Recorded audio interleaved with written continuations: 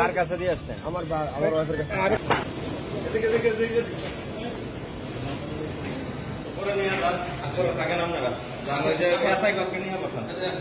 Phone আর receive করানোর দরকার নেই।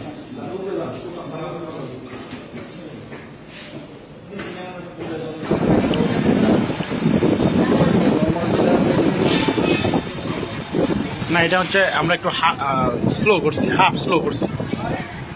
ঠিক আছে।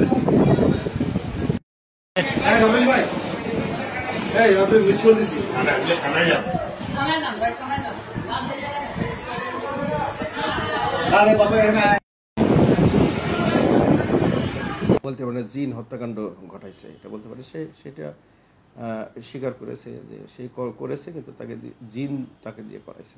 তো সেইটাই আমাদেরকে আসলে জিন করিয়েছে বা কিভাবে হয়েছে, কি মানে কেন করিয়েছে, এই বিষয়গুলি আমাদেরকে সুনিশ্চিত হওয়ার জন্য আমাদের আরো কিছুটা সময় প্রয়োজন আছে।